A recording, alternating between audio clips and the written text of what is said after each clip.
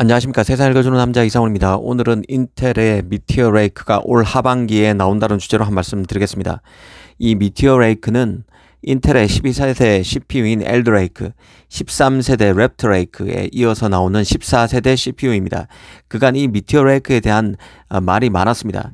최근에는 그 외신 일각에서 인텔이 원래 미티어 레이크 CPU를 출시하려던 계획을 줬고 내년에 곧바로 다음 CPU 버전인 에로 레이크를 2024년 상반기에 출시할 것이라는 소식을 내놓기도 했고, 여기에 대해서 펩 겔싱어가 이는 사실이 아니라며 당초 계획대로 미티어 레이크를 출시할 것이라는 반론을 전했다는 소식도 알려드린 적이 있습니다.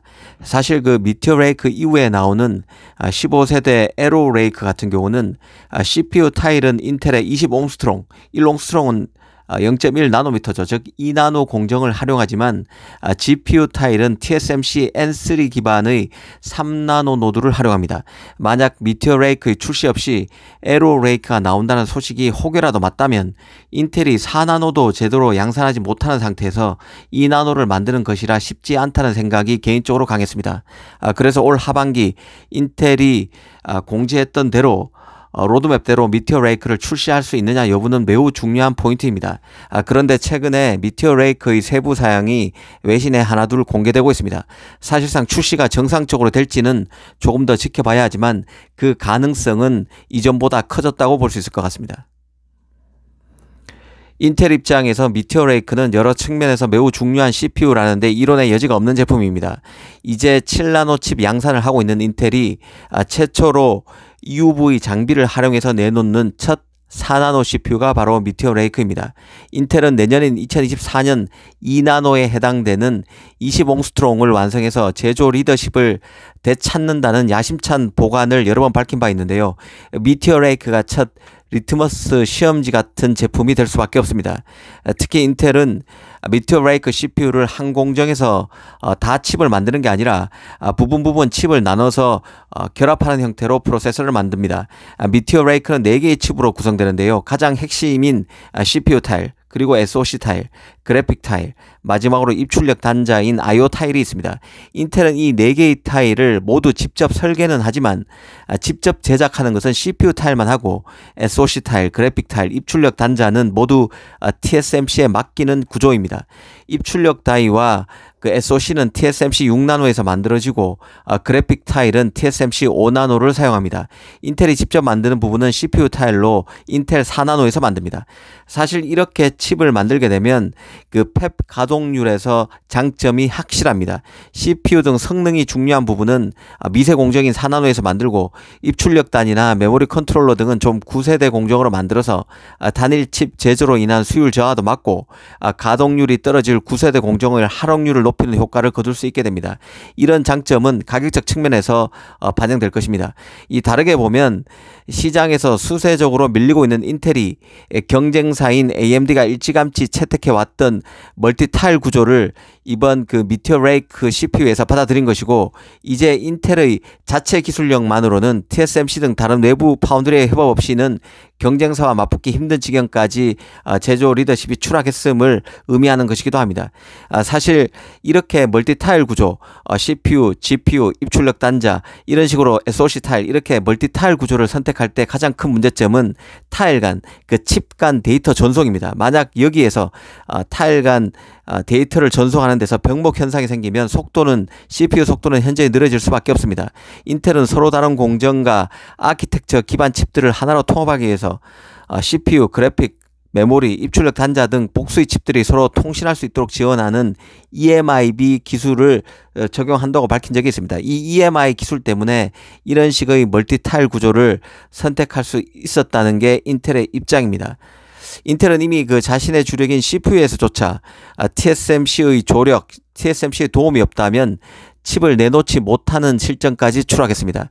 이 미티어 레이크가 사실상 TSMC의 조력을 받는 첫 주력 CPU로 볼 수 있습니다. 이 과거에도 인텔은 외부 파운드리를 사용한 적이 있지만 주력 제품인 CPU에서 이렇게 강범위하게 외부 파운드리의 도움을 받은 적은 미티어 레이크가 처음이라고 이해하시면 됩니다. 특히 인텔 입장에서 보면 자신이 파운드리 사업에 다시 진출한 상태지만 경쟁 관계에 있는 TSMC에 자신의 주력 제품을 의존할 만큼 상태가 안 좋은 상태임을 알 수 있게 만듭니다. 이게 매우 아이러니한 상황이죠.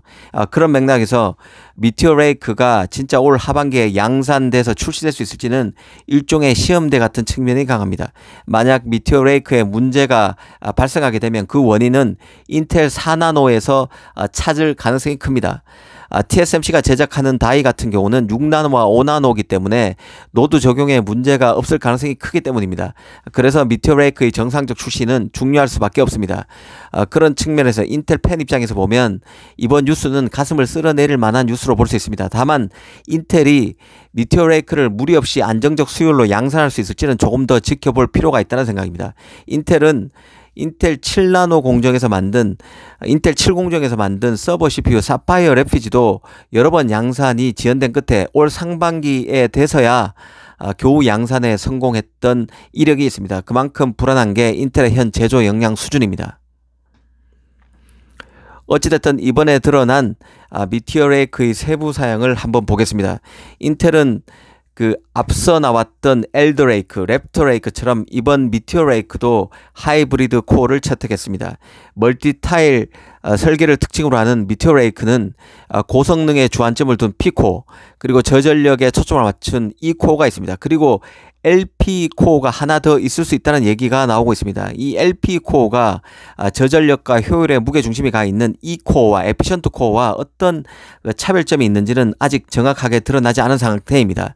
어찌됐든 P코어, E코어 외에 LP코어가 추가된다는 루머가 나오고 있어서 LP코어의 특징에 대해서 향후 잘 살펴봐야 한다는 생각입니다. 인텔 그 미티어 레이크의 차질 없는 출시는 TSMC 3나노와도 깊은 연관성을 갖고 있다는 점도 잊지 말아야 합니다. 이 4나노 CPU인 그 미티어 레이크가 올 하반기에 나와야 내년에 출시하기로 되어 있는 인텔의 15세대 CPU죠. 에로 레이크도 출시가 가능할 수 있습니다. 이 에로 레이크 같은 경우는 미티어 레이크처럼 멀티타일 구조인데요. 역시 멀티타일 구조입니다.